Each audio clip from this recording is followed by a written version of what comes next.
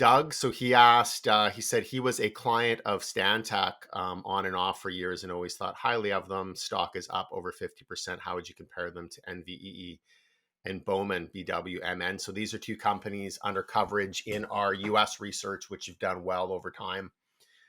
Similar to Stantec, I'm going to touch on the comparison a little bit later on in these slides, but right now I'll just walk through Stantec. What does it do? What do the fundamentals look like? So symbol is STN on the Toronto Stock Exchange. It also trades on the New York Stock Exchange at stock price of just under $110. It's a 12 billion market cap company. So quite a large cap for the Canadian market, barely a mid cap for the US. And not much of a yield, but it does pay yield of 0.8%. So what they are is they're an engineering, architecture, and environmental consulting company. They operate in three regions: Canada, the United States, and also globally. And some of the sectors and services that they provide are in the infrastructure, water, buildings, environmental services, and energy and resources spaces. So, first thing to note here is that they operate within the construction industry, but they are not a construction company. They are a consulting company, an engineering and architectural consulting company primarily. And the big difference here is that this is generally a fee for service business.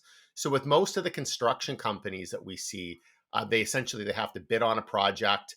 That project requires a lot of input costs like raw materials, labor. It's very difficult to predict. So there's risk, there's operating risk when it comes to being able to bid competitively on a project, but then also complete that project profitably. Also very contract focused, so there can be a lot of volatility in revenue and earnings. However, with a consulting company, this is a fee for service business primarily. So you're essentially just getting paid for the work that you put in. That reduces a lot of the operating risk compared to construction companies, which is something that we like to see. So Stantec, as our client had mentioned, has done extremely well over the past 12 months, up about 50%. If we look over the past 5 years, it's done extremely well, although it's really the last 12 months that, from a time adjusted basis, most of these gains or a lot of these gains have actually occurred. Let's take a look at the results, the financial results in Q3 of 2023. So strong financial results, revenue of 1.3 billion, up 13.5%, almost 25% growth in adjusted operating income to 241 million. We saw expansion in operating margins of 170 basis points, and then adjusted EPS as well was up 32.5% to $1.14 per share. The company also provided guidance, and in fact, this is revised guidance for the full year of 2023. They're expecting to see revenue growth in the range of 12% to 14%, as well as adjusted earnings per share growth from 17 to 20%. Now, the first three quarters are already done. The company reports their Q4 likely in February.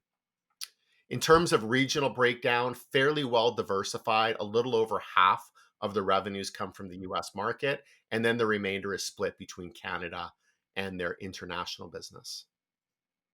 So the company has come out with a 3-year strategic plan, which really outlines its growth up to 2026.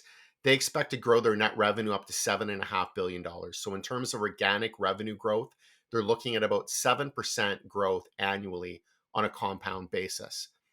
Adjusted EBITDA margins are expected to be in the range of 17 to 18%, and adjusted EPS is expected to grow at a compound average rate between 15 and 18%. They also provided guidance for the current year, 2024, expecting net revenue growth of 7 to 12% and adjusted EPS growth of 11 to 16%.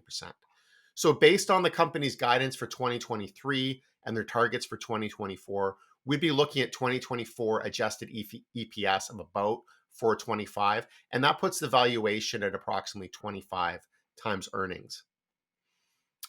Looking at the balance sheet is reasonable: 172 million in cash, debt of just over 2 billion, equity of 2.4 billion. So you're looking at a debt to EBITDA multiple of about 2.5 times.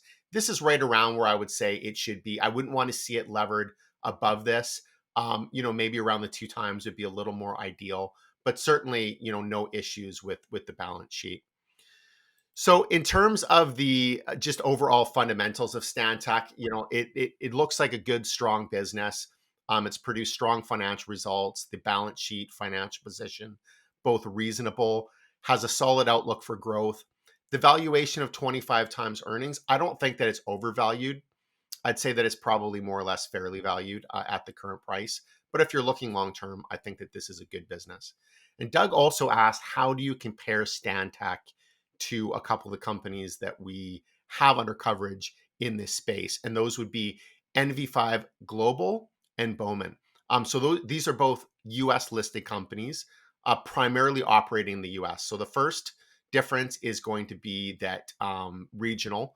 So although Stantec, a little over half of its business is in the US, Bowman and NV5 primarily primarily operate within the US. Now, they are consulting companies, so all three are consulting companies, very similar business, very similar industries that they service. So, similar companies in those respects. But the biggest difference is really size. So, Stantec is about a 12 billion market cap company. Compare that to NV5, about 1.6. Bowman, about 450 million. So even if you were to add Bowman and NV5 together, they're about a sixth of the size of Stantec. So Stantec, much larger company by size, more geographically diversified.